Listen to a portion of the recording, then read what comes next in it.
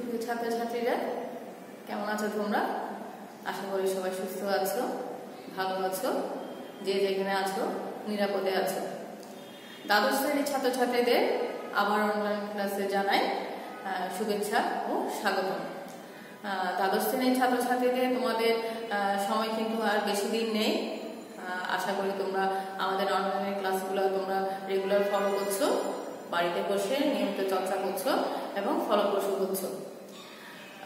আজকে আমরা পড়ব যৌক্তিক সংজ্ঞার 5টি নিয়ম এবং 5টি নিয়ম ভঙ্গজনিত অনুপপত্তি। এর আগের ক্লাসে আমরা পড়েছিলাম যৌক্তিক সংজ্ঞা কি সম্পর্কে একটু ধারণা দিয়েছিলাম। এরপর তোমার আছে সংজ্ঞা ও বর্ণনার মধ্যে একটা পার্থক্য আছে। সংজ্ঞা ও বর্ণনার মধ্যে পার্থক্যটা তোমরা বাড়িতে পড়ে নিবা। সংজ্ঞা কি, বর্ণনা কি? সংজ্ঞা মানে হচ্ছে আমরা তো জানি কোনো পূর্ণ যাতায়াতের স্পষ্ট বর্ণনাকে বলা হয় সংজ্ঞা। আর বর্ণনা হচ্ছে কোনো নির্দিষ্ট কোনো স্পেসিফিক সংজ্ঞা নেই।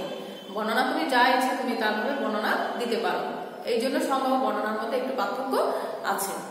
তার এই সংজ্ঞা বর্ণনার মধ্যে পার্থক্যটা তোমার অনুধাবনমূলকের মধ্যে প্রায় পরীক্ষায় থাকে। এটা তোমরা বাড়িতে পড়ে নিবে। বইয়ে হয়তো অনেকগুলো পয়েন্ট আছে, 15-16টা।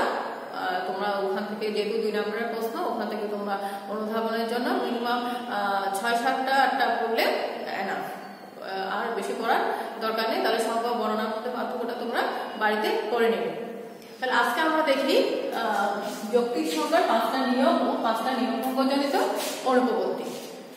অনুপপত্তি মানে হচ্ছে আমাদেরকে যে 5টা নিয়ম, আমাদের এরিস্টটল যে 5টা নিয়ম দিয়েছেন, সেই 5টা নিয়ম ভঙ্গ করলে যে ভুল ত্রুটিটা হয়, যৌক্তিক সংজ্ঞা ব্যাঘাত ঘটে, সেটাই আমরা আজকে এখানে আলোচনা করব। তাহলে আমরা দেখি যৌক্তিক সংজ্ঞার 5টা নিয়ম কি কি। তাহলে আমরা যদি গতানুগতিক পদ্ধতি লক্ষ্য করতে যাই, তাহলে যৌক্তিক সংজ্ঞার কিন্তু 5টা নিয়ম আমরা দেখতে পাই। এরিস্টটল আমাদের বলেছেন যৌক্তিক সংজ্ঞার 5টা নিয়ম আছে এবং এই 5টা নিয়মগুলো আমাদেরকে অবশ্যই মেনে চলতে হয় এই যৌক্তিক সংজ্ঞার 5টা নিয়মে। তাহলে আমরা দেখি, আমরা জানি আমাদের যৌক্তিক সংজ্ঞার একটা বিশেষ পদ্ধতি হচ্ছে, যেটা না হলে হয় না। আমাদের যৌক্তিক সংজ্ঞার সহজতম উপায় হচ্ছে আমাদের আসন্নতম জাতি এবং বিভেদক লক্ষণ উল্লেখ করা। তাহলে আমাদের যৌক্তিক সংজ্ঞার সহজতম পদ্ধতি হচ্ছে আসন্নতম জাতি এবং বিভেদক লক্ষণ উল্লেখ করতে হবে। যেমন ধরো, আমাকে বলা হচ্ছে তুমি মানুষ পদের সংজ্ঞা দাও। তাহলে এখানে মানুষ পদের সংজ্ঞা দিতে গিয়ে আমাকে বলতে হবে, আমাকে দেখতে হবে আগে আসন্নতম জাতি কি আছে এবং বিভেদক লক্ষণ কি আছে। তাহলে আমি যদি দেখি মানুষ হয় বুদ্ধিবৃত্তি সম্পন্ন জীব, তাহলে মানুষ হয় বুদ্ধিবৃত্তি সম্পন্ন জীব, এই পদের সংজ্ঞা দাও। এখানে মানুষ পদের সংজ্ঞা দাও। তাহলে আমাকে দেখতে হবে এখানে মানুষের আসন্নতম জাতি কি আছে। তাহলে মানুষ হয় বুদ্ধিবৃত্তি সম্পন্ন জীব, মানুষ হয় বুদ্ধিবৃত্তি সম্পন্ন জীব,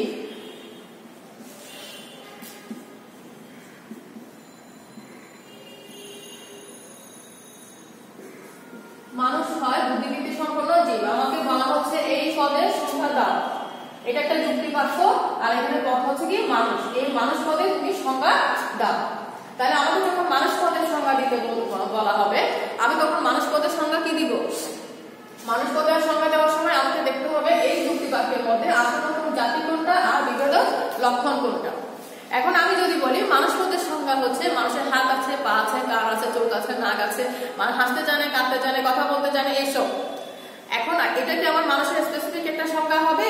অবশ্যই না। আমার মানুষের সংজ্ঞা ওটা না, কারণ আমি যৌক্তিক সংজ্ঞার মধ্যে স্পষ্টভাবে বলেছি যে কোন যুক্তি বাক্যের কোন পদের পূর্ণ বিবৃতি, যাতায়াতের পূর্ণ বিবৃতির বর্ণনাকে বলা হয় যৌক্তিক সংজ্ঞা।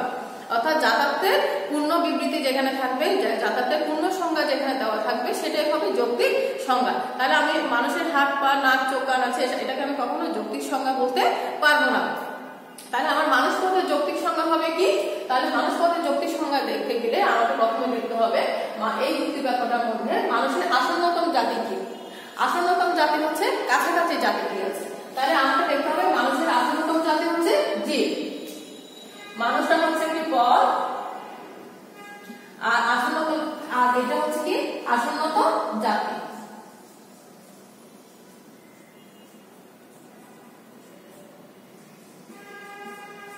আসন্নতম জাতি হচ্ছে জীব। তাহলে মানুষ, আমাকে বলা হচ্ছে মানুষ পদের সংজ্ঞা দাও। তাহলে মানুষ পদের সংজ্ঞা বের করতে হলে আমাকে যুক্তি বাক্যের মধ্যে দেখতে হবে আসন্নতম জাতি কি আছে। তাহলে আমি দেখতে পাচ্ছি যে আসন্নতম জাতি আছে জীব। মানুষের আসন্নতম জাতি হচ্ছে জীব। তাহলে আমি আসন্নতম জাতি পেয়ে গেছি। এবার আমাকে দেখতে হবে বিভেদক লক্ষণ কি। তাহলে বিভেদক লক্ষণ কোনটা? তাহলে আমরা জানি যে লক্ষণ, যে লক্ষণের কারণে, যে চিহ্নের কারণে, যে দিকটার কারণে আমরা অন্যান্য প্রাণী থেকে আলাদা, সেটাকে বলা হয় লক্ষণ বা বিভেদক লক্ষণ। তাহলে আমরা মানুষ এবং পশু এই দুইটা বৃত্তি থেকে, এই দুইটা জায়গা থেকে আমরা আলাদা কোন দিকে? আমাদেরও জীববৃত্তি আছে, পশুদেরও জীববৃত্তি আছে। তাহলে কোন দিকটার কারণে আমরা পশু থেকে আলাদা? তাহলে আমরা পশু থেকে আলাদা এই বুদ্ধিবৃত্তির কারণে। এই বুদ্ধিবৃত্তির কারণে আমরা মানুষ এবং পশু আলাদা। তাহলে আমাদের বুদ্ধিবৃত্তি আছে, মানুষের বুদ্ধিবৃত্তি নেই। মানুষের বুদ্ধিবৃত্তি আছে, পশুর বুদ্ধিবৃত্তি নেই। তাহলে এখানে আমি বুদ্ধিবৃত্তিটাকে বলবো কি? বিভেদক লক্ষণ। এটাকে বলবো বিভেদক,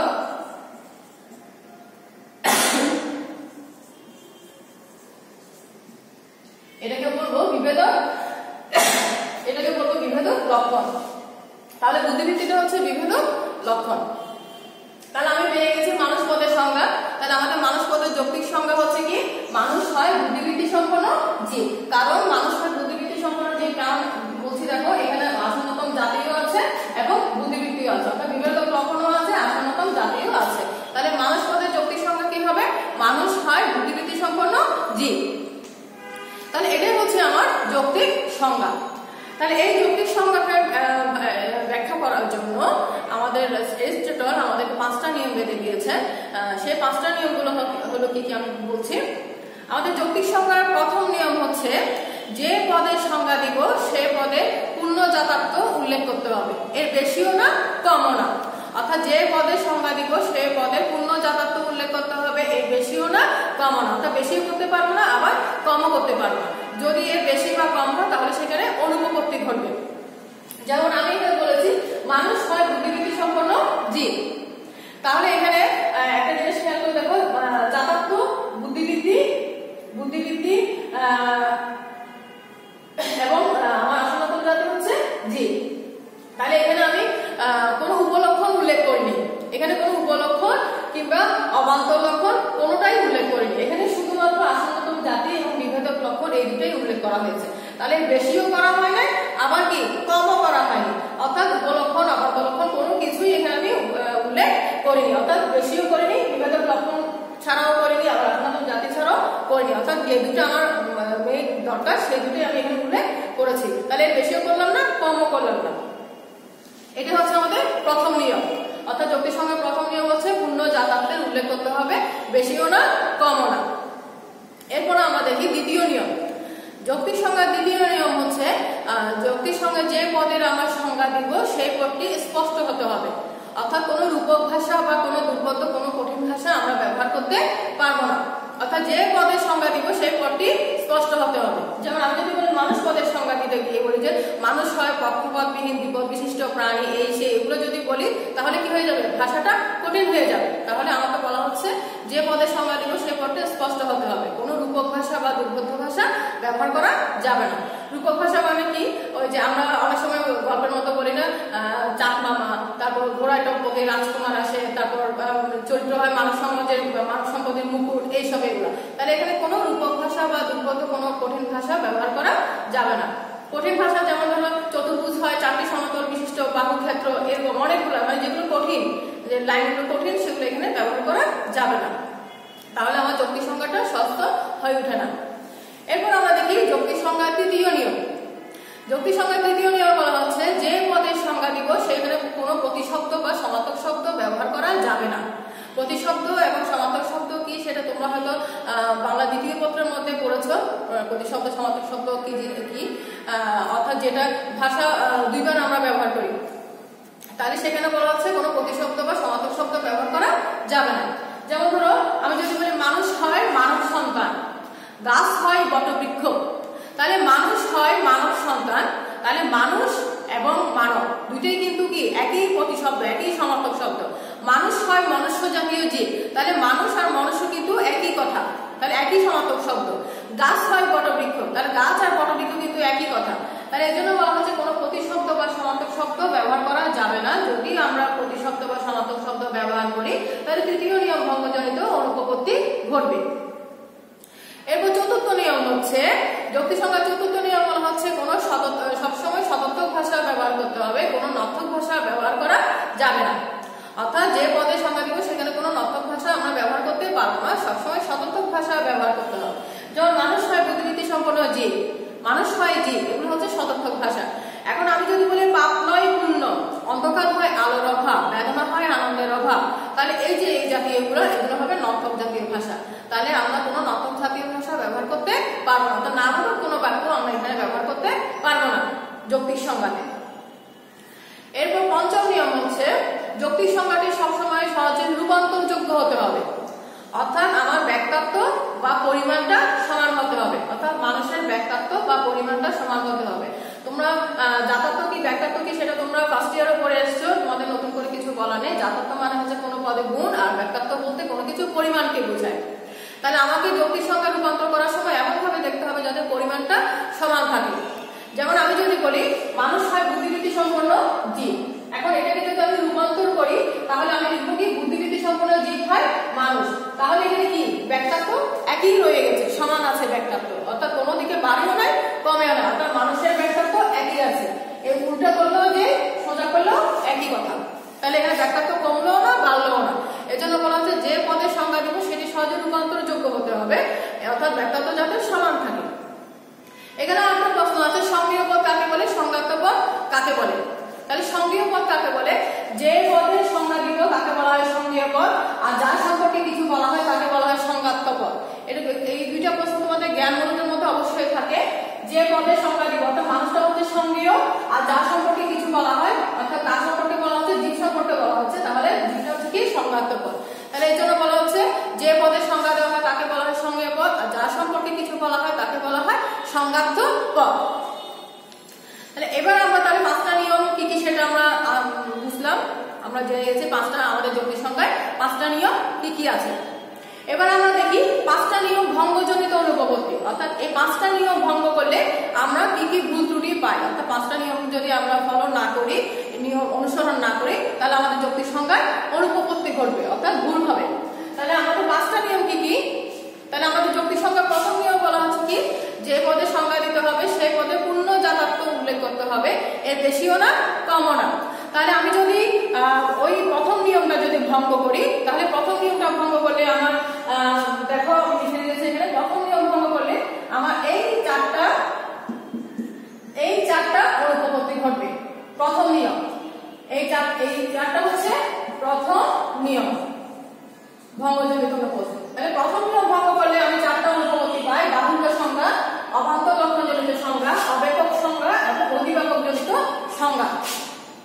তাহলে প্রথম নিয়ম ভঙ্গ করলে আমি চারটা অনুপপত্তি পাই।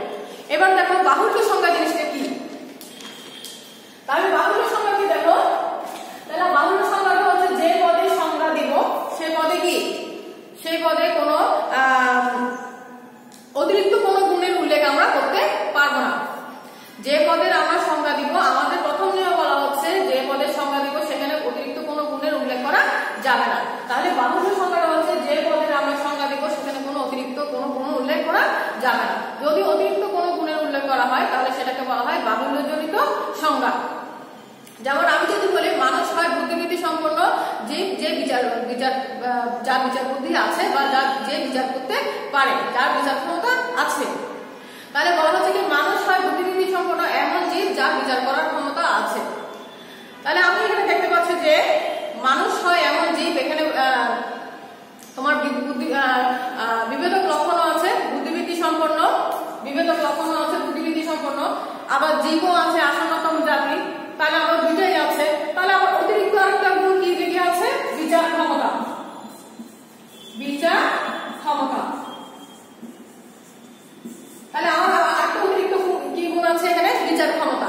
তাহলে বিচার ক্ষমতা গুণটা কেন দরকার, আমার এখানে তো বুদ্ধিবৃত্তি সম্পন্ন বিভেদক লক্ষণও আছে আসন্নতম জাতিও আছে, তাহলে আমার বিচার ক্ষমতা লেখার দরকার কি, তাহলে বিচার ক্ষমতা গুণটা হবে এখানে কি অতিরিক্ত গুণ, এটাকে আমি বলবো অতিরিক্ত গুণ।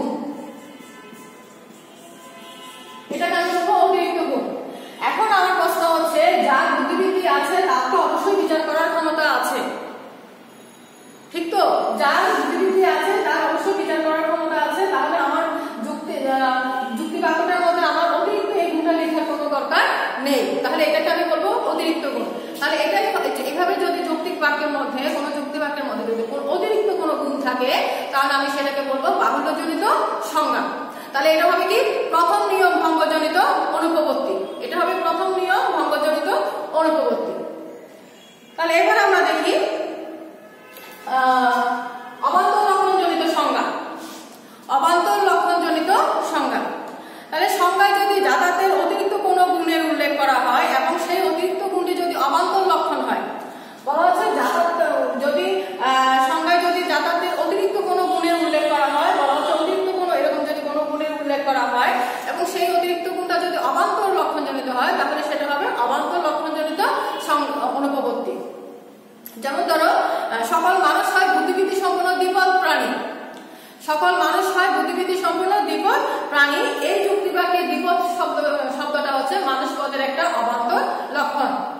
দ্বিপদ পদটা হচ্ছে মানুষ পদের একটা অবান্তর লক্ষণ, কারণ মানুষ যখন বলছে তাহলে মানুষের তো দুইটা পা অবশ্যই আছে, দ্বিপদ মানে হচ্ছে দুইটা পা, তাহলে মানুষের দুইটা পা অবশ্যই আছে। তাহলে আমাকে আবার এক্সট্রা করে বলার দরকার নেই যে মানুষ হয় দ্বিপদ বিশিষ্ট প্রাণী। তাহলে এই আবার দ্বিপদ কথাটা বলাতে এখানে জিনিসটা অবান্তর শোনা যাচ্ছে, কারণ মানুষের সবসময় দুইটা পা আছে যেটা কখনো বিচ্ছেদ করা যায় না। মানুষের দুইটা পা কখনো বিচ্ছেদ করা যায় না, যেহেতু বিচ্ছেদ নয়, এটা যেহেতু অবিচ্ছেদ্য নয়, তাহলে এটা হবে কি অবান্তর লক্ষণজনিত সংজ্ঞা বা অনুপপত্তি।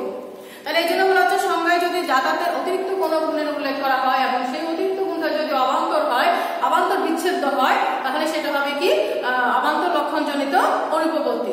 বিচ্ছেদ মানে যেটা বিচ্ছেদ করা যায় না, যেটা বিচ্ছেদ করা যায় না। অবিচ্ছেদ্য মানে হচ্ছে বিচ্ছেদ করা যায়, আর বিচ্ছেদ মানে হচ্ছে বিচ্ছেদ করা যায় না। তাহলে মানুষ হয় দ্বিপদ বিশিষ্ট প্রাণী, দ্বিপদটা কখনো মানুষের অঙ্গ থেকে বিচ্ছেদ করা যাবে না। তাহলে এখানে অবান্তর লক্ষণজনিত অনুপপত্তি করেছে। এরপর আমরা দেখি অব্যাপক সংজ্ঞাজনিত অনুপপত্তি। তাহলে আমরা অব্যাপকটা কি দেখো, কোনো পদের সংজ্ঞায় যদি অতিরিক্ত কোনো গুণের উল্লেখ করা হয়, সবগুলো অতিরিক্ত গুণ থাকবে, অনুপপত্তির মধ্যে সবগুলোতে অতিরিক্ত গুণ থাকবে। তাহলে আমার অব্যাপকের মধ্যে বলা হচ্ছে কোনো সংজ্ঞায় যদি অতিরিক্ত গুণের উল্লেখ থাকে এবং সেই অতিরিক্ত গুণটা যদি বিচ্ছেদ্য অবান্তর লক্ষণ হয় তাহলে সেটা হবে কি অব্যাপক সংজ্ঞাজনিত অনুপপত্তি। অর্থাৎ বলা হচ্ছে কোনো পদের সংজ্ঞায় যদি আমি আসন্নতম জাতি ও বিভেদক লক্ষণ ছাড়াও যদি কোনো বিচ্ছেদ্য অবান্তর লক্ষণ গুণের উল্লেখ করি, কোনো পদের সংজ্ঞায় আসন্নতম জাতি বিভেদক লক্ষণ এই দুটা ছাড়াও যদি বিচ্ছেদ্য অবান্তর লক্ষণ গুণের উল্লেখ করি তাহলে সেটা হবে অব্যাপক সংজ্ঞাজনিত অনুপপত্তি। যেমন ধরো মানুষ হয় সভ্য প্রাণী, মানুষ হয় সভ্য প্রাণী, তাহলে আমরা জানি মানুষকে দুই ভাগে ভাগ করা যায়, একটা হচ্ছে সভ্য আর একটা অসভ্য। তাহলে এখানে সভ্য জাতির কথা উল্লেখ করা হয়েছে এবং অসভ্য জাতির কথা বাদ দিয়ে দেওয়া হয়েছে। তাহলে এখানে যখন সভ্য থেকে অসভ্য থেকে এবং অসভ্যটা যখন বাদ দিয়ে দিল তাহলে কি সভ্যর পরিমাণ বেড়ে গেছে, মানুষের পরিমাণ এখান থেকে কমে গেল। মানুষকে বিভাগে ভাগ করা যায় সভ্য অসভ্য, তাহলে এখানে সভ্যর কথা বলা হয়েছে, অসভ্য বাদ পড়ে গেছে। তাহলে মানুষ একটা টোটাল জাতি থেকে যখন অসভ্য একটা বাদ পড়ে গেছে তাহলে মানুষের পরিমাণটা কমে গেল। তাহলে যখন কমে যায় তখন সেটা হবে অব্যাপক জনিত অনুপপত্তি। যখন কোনো পদ থেকে কোনো কিছু কমে যায় সেটা হবে অব্যাপক জনিত অনুপপত্তি। এবার আমরা দেখি অতিব্যাপক। তাহলে অতিব্যাপক বলা হচ্ছে কি যে কোনো পদের সংজ্ঞায় আমরা জানি আসন্নতম জাতি উল্লেখ করতে হয় আর বিভেদক লক্ষণ উল্লেখ করতে হয়। এখন আমরা দেখি মানুষ হয় জীব, মানুষ হয় জীব। এখানে একটা জিনিস খেয়াল করে দেখো, আসন্নতম জাতি উল্লেখ করা হয়েছে কিন্তু কোনো বিভেদক লক্ষণ উল্লেখ করা হয়নি। তাহলে এখানে যখন কোনো বিভেদক লক্ষণ উল্লেখ করা হয়নি তাহলে মানুষের পরিমাণ এখানে বেড়ে গেছে। মানুষ হয় জীব, এখানে মানুষ হয় জীব, জীব হচ্ছে আসন্নতম জাতি। তাহলে আসন্নতম জাতির কথা উল্লেখ করা হয়েছে, বিভেদক লক্ষণ উল্লেখ করা হয়নি। তাহলে যেহেতু বিভেদক লক্ষণ উল্লেখ করা হয়নি তাহলে এখানে মানুষের পরিমাণটা বেড়ে গেল। তাহলে যখন বেড়ে গেছে এই পদে তাহলে সেটা হবে কি অতিব্যাপক সংজ্ঞাজনিত অনুপপত্তি। এরপরে আমরা দেখি অতিব্যাপককে বা অতিব্যাপক অনুপপত্তিকে যদি ভঙ্গ করি তাহলে দুইটা অনুপপত্তি ঘটে আরো, একটা হচ্ছে রূপক আর একটা হচ্ছে দুর্বোধ্য। তাহলে রূপকটা কি দেখো, আমি এর আগে একটু আগে বলেছি রূপক হচ্ছে কোনো রূপক ভাষা ব্যবহার করা যাবে না, যেমন চরিত্র হয় মানুষ সমাজের মুকুর এই সেই এগুলোকে বলা হয় রূপক ভাষা। তাহলে এই নিয়মটা ভঙ্গ করলে আমরা এখানে রূপক ভাষা জনিত অনুপপত্তি পাই। আর হচ্ছে দুর্বোধ্য ভাষা, যদি কোনো কঠিন ভাষা ব্যবহার করি সেটা হবে দুর্বোধ্য ভাষা। এরপর আমরা দেখি চতুর্থ নিয়ম। চতুর্থ নিয়ম বলা হচ্ছে কি কোনো পদের সংজ্ঞায় কোনো প্রতিশব্দ বা সমার্থক শব্দ ব্যবহার করা যাবে না। তৃতীয় নিয়ম হচ্ছে কোনো প্রতিশব্দ বা সমার্থক শব্দ ব্যবহার করা যাবে না। তাহলে কোনো প্রতিশব্দ বা সমার্থক শব্দ যদি আমরা ব্যবহার করি তাহলে সেখানে তৃতীয় নিয়ম ভঙ্গজনিত অনুপপত্তি ঘটে। আমার তৃতীয় নিয়ম হচ্ছে কোনো পদের সংজ্ঞায় প্রতিশব্দ বা সমার্থক শব্দ ব্যবহার করা যাবে না।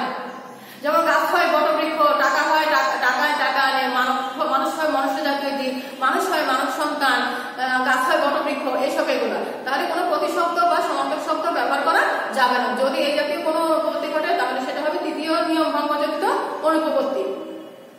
এরপর আসে চতুর্থ নিয়ম। চতুর্থ নিয়মে আসে সবসময় সদর্থক ভাষা ব্যবহার করতে হবে, কোনো নর্থক ভাষা ব্যবহার করতে পারবে না। যেমন আমরা যদি যুক্তি সংজ্ঞায় যদি বলি পাপ নয় পুণ্য, অন্ধকার হয় আলোর অভাব, বেদনা হয় আনন্দের অভাব, তাহলে এরকম অভাব জাতীয় যখন কোনো কিছু থাকবে তাহলে সেটা অবশ্যই চতুর্থ নিয়ম ভঙ্গজনিত অনুপপত্তি, অর্থাৎ নর্থক ভাষা জনিত অনুপপত্তি। কারণ আমরা জানি যুক্তি সংজ্ঞায় সবসময় সদর্থক ভাষা ব্যবহার করতে হয়। তাহলে আমরা দেখতে পাচ্ছি যে যৌক্তিক সংজ্ঞার মধ্যে এই নিয়মগুলো আমাদের অনুসরণ করতে হবে। এই নিয়মগুলো যদি আমরা অনুসরণ না করি তাহলে আমাদের এই অনুপপত্তিগুলো ঘটার সম্ভাবনা থাকে। তাহলে আশা করি তোমরা বুঝতে পেরেছো যৌক্তিক সংজ্ঞার 5টা নিয়ম এবং যৌক্তিক সংজ্ঞার 5টা নিয়ম ভঙ্গজনিত অনুপপত্তি। তোমরা বাসায় বসে বাসায় চর্চা করবে।